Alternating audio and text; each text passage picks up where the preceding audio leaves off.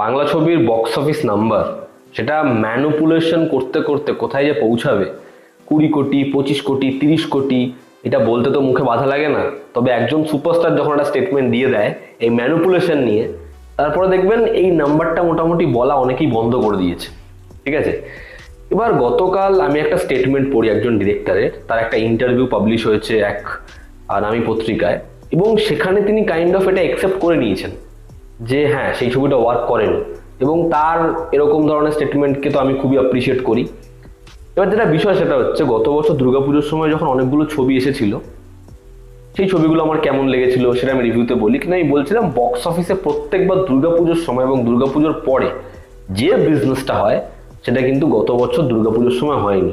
তার প্রথম কারণ হচ্ছে ছবিগুলো ভালো হয়নি, যে কারণে বিজনেস ওরকম ভালো হয়নি। যাই হোক, সেটা সেই সময় বলছিলাম। এবার ফ্যান্সরা সেটা বিশ্বাস করবে না, তারা বিশ্বাস করে না, ঠিক আছে, ফ্যান্সরা বিশ্বাস করছে না। আমি দেখছিলাম অনেকে আছে যারা ফ্যান্সদের ক্যাটার করার জন্য এরা হেট্রেট ছড়াচ্ছে, এরা এই ছবিটার ক্ষতি চাইছে, এরকম ধরনের স্টেটমেন্ট দিয়েছে। এবার এই যে রঘু ডাকাত ছবিটা গত বছর এসেছিল, সেই ছবির যে ডিরেক্টর ধ্রুব ব্যানার্জি, তার প্রিভিয়াস দুটো ছবি বগলা মামা এবং রঘু ডাকাত বক্স অফিসে ওয়ার্ক না করা নিয়ে, সেখানে সে খুব ভালো উত্তর দেয় এবং সে কাইন্ড অফ একসেপ্ট করে যে তার এই দুটো ছবি ওয়ার্ক করেনি, কিন্তু সে যত্ন করে নিজে যেরকম ছবি বানাতে চেয়েছে সেরকমভাবেই ছবি বানিয়েছে, এটা সে বলে। সে কিন্তু ডিফেন্ড করে না যে আমার ছবি বক্স অফিসে ওয়ার্ক করেছে, আমার ছবি বক্স অফিসে চলেছে, এটা কিন্তু সে কোনো জায়গাতে বলে না, সে স্টেটমেন্ট দেয় না এটা। তো এটা থেকে ক্লিয়ার হলো রঘু ডাকাত বক্স অফিসে কিন্তু সাকসেসফুল ছবি প্রমাণিত হয়নি, ছবিটা সাকসেসফুল ছবি হয়নি। কি করে হবে, যখন ছবিটা একটা হিউজ বাজেটে নির্মিত, 10 কোটি টাকা মিনিমাম বাজেট, সেই ছবিটা যদি বক্স অফিস থেকে 8-9 কোটি কামায়, মানে যদি ছবিটা প্লেক্সে 2.5 কোটি কামায়, তাহলে তার 3 গুণ হলে 7.5 কোটির বিজনেস হবে। 7.5 কোটি, 8 কোটি যদি ছবিটা নেট কালেকশন হয়, সেখানে যদি ছবির বাজেট 10 কোটির কাছাকাছি থাকে, তাহলে সেই ছবিটা প্রডিউসারের ঘরে ক টাকা ঢোকাচ্ছে? 7.5 বা 8-এর হাফ, মানে 3.5 থেকে 4 কোটি টাকা। তাহলে ছবিটা কি করে প্রফিটেবল ছবি হয়, কি করে হিট ছবি হয়? তো সেই দিক থেকে তিনি যেটা বলেছেন সেই স্টেটমেন্ট ওয়াইজ কথাটা একেবারেই ঠিক, ছবিটা বক্স অফিসে কখনোই প্রফিটেবল ছবি হয়নি। এবার যদি আপনি এভাবে ডিকোড করতে থাকেন, তাহলে দেখবেন এরকম কত বড় বড় কতগুলো ছবি আছে বাংলার, যে ছবিগুলো কিন্তু আদতে বক্স অফিসে হিট ছবি নয়। ঠিক আছে, ধ্রুব ব্যানার্জিকে অ্যাপ্রিসিয়েট করতে হয় যে সে সেটা সমক্ষে এসে বলছে। এবং অনেক সুপারস্টার, অনেক ডিরেক্টর, অনেক প্রডিউসারকে দেখেছি যারা নীলজ্জের মতো মিথ্যা কথা বলে, যারা বারংবার মিথ্যা কথা বলে যে হ্যাঁ ওই ছবিটা তো চলেছিল, ছবিটা তো বক্স অফিসে সাকসেসফুল ছবি ছিল। কিন্তু আমরাও জানি এরকম বহু ছবি আছে যে ছবিগুলো বক্স অফিসে মোটেই সাকসেসফুল ছবি নয়। ঠিক আছে, আর এখন বর্তমান বাংলা ছবির যে পরিস্থিতি, সেটা কোথাও একটা গিয়ে মাল্টিপ্লেক্সের নাম্বারের উপরে বড় পরিমাণে ডিপেন্ড করছে। হ্যাঁ, লোকাল মাল্টিপ্লেক্সও কিছু রয়েছে, কিন্তু মাল্টিপ্লেক্সে যদি ছবির নাম্বার ভিজিবল হয়, তাহলেই সেই ছবিটা বক্স অফিসে ওয়ার্ক করছে, এটা বোঝা যায়। কিরকমভাবে, যেমন এখন আজও অর্ধাঙ্গিনী এই ছবিটা বক্স অফিসে হেভি পারফর্ম করছে, তো এই ছবিটা জেনুইন ভালো কালেকশন আসবে। আজকে যখন তাদের সোনাদার 4 নম্বর ছবি এসেছে, সপ্তডিঙার গুপ্তধন, সেই ছবিটা প্লেক্স থেকে প্রায় 4 কোটি টাকার কালেকশন করেছে। তাহলে হিসাব মতো সেই ছবিটা 10 কোটির কালেকশন এমনি পার করেছে, নেট কালেকশন। এবার যদি সেই ছবিটা অন্য কোনো প্রোডাকশন হাউসের বা অন্য কোনো সুপারস্টারের বা অন্য কোনো ডিরেক্টরের ছবি হতো, আমি গ্যারেন্টি দিয়ে বলছি তারা বলে দিত সপ্তডিঙার গুপ্তধন বক্স অফিস থেকে 20 কোটির কালেকশন পার করেছে, 25 কোটির কালেকশন পার করেছে। এটা বলে দিতে কেউ দ্বিধাবোধ করতো না। যেখানে সপ্তডিঙার গুপ্তধন না কোনো ফেস্টিভ মোমেন্টে এসছে, না এই ছবিটা ক্রিসমাস বা দুর্গাপুজোর সময় বড় উইন্ডো ধরে এসেছে, ছবিটা যখন এসেছে ছবিটা লম্বা সময় ধরে ব্যাপক বিজনেস করেছে, ওই ছবির বক্স অফিসটা দেখা গেছে। এখন আজও অর্ধাঙ্গিনী এই ছবির বক্স অফিসটা দেখা যাচ্ছে, এদেরকে বাড়িয়ে ফিগার বলতে হবে না, তাদের কাছেই এই জিনিসটা শো করা বেশি ইম্পর্টেন্ট যে আমাদের ছবি অডিয়েন্স হুলিয়ে দেখেছে।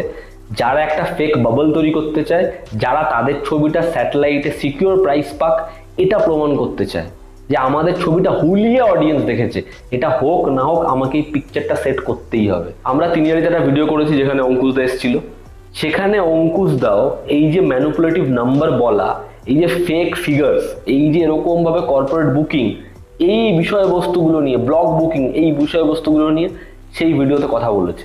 আপনারা কি চেক আউট করুন, আপনারা কি দেখুন। আমি নাম নেব না, দুর্গাপুজোর সময় আমি একটা না 3-3টে ছবির ক্ষেত্রে দেখেছি কিভাবে হলে লোক ঢুকছে, কিভাবে টিকিট হোল্ড করে রেখে দেওয়া হচ্ছে। আমি নিজে দেখেছি, আমার তখন মনে হচ্ছিল ভাই আমি নিজে টিকিট কাটলাম কেন, যেই আসছে, কেউ জুতো কিনতে আসছে, কেউ ঘুরতে আসছে, সবাইকে টিকিট দিয়ে দেওয়া হচ্ছে।